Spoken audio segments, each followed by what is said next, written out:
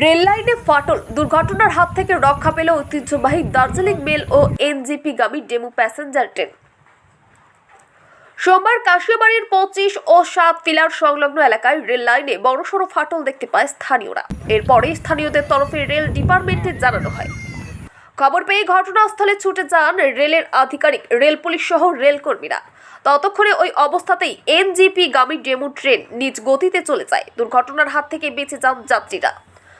দ্রুত লাইন মেরামতের কাজ শুরু করেন রেল কর্মীরা। প্রাথমিকভাবে ফাটলের জায়গায় ক্লাম্প সেট করে ধীর গতিতে দার্জিলিং মেইন ও হলদিবাড়ি গামী প্যাসেঞ্জার ট্রেন পাস করা হয়। কর্মীরা জানান, দ্রুত লাইন সারাইয়ের কাজ শেষ করে ট্রেন চলাচল স্বাভাবিক করা হবে। আমার নাম অভিজিৎ রায়, এটা হচ্ছে মধ্য কাশিয়াবাড়ি এলাকা। সকালবেলা ওই দেখা হলো যে রেল লাইনে একটা ক্র্যাক আসছিল, মানে জয়েন্টে। তো সেই জয়েন্টটা যখন দেখলাম, দেখার পরে মামা বললো আবার, তারপর সঙ্গে সঙ্গে আমি এই গুগল ক্রমে সার্চ করলাম যে এরকম কমপ্লেন কোথায় জানানো যাবে। দেখলাম 139 নাম্বার পেলাম, তো ওখানে কল করলাম। তারপরে তো মোটামুটি স্টাফ চলে আসলো, ওরা মানে কোখান থেকে কল করা হয়েছিল। ট্রেন গেছিলো সকালে, যে ডেমু প্যাসেঞ্জার যে ট্রেনটা আছে সেটা চলে গেছে।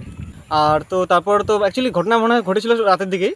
তো সকালবেলা তো কেউ দেখেনি, রাতেরবেলা আওয়াজ পাওয়া হয়েছিল, তো অতটা গুরুত্ব দেওয়া হয়নি যে সেটা কি রেল লাইন ফাটা বা অন্য কিছু। তো এখন তো মোটামুটি স্টাফ এসে ওরা ওই কি প্লেট লাগালো, তারপরে দার্জিলিং মেল পাস করতে দিল।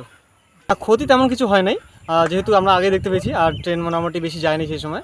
আর আমরা দেখার পরেই দার্জিলিং মেল গেল আর কি। এখন ওই আরপিএফরা এসেছিলেন, আর এখান থেকে ওই যে যারা টেকনিশিয়ান আছেন ওরা এসেছেন। রিপেয়ার বলতে আপাতত শুধু মানে টেম্পোরারি করা হয়েছে, প্লেট লাগানো হয়েছে।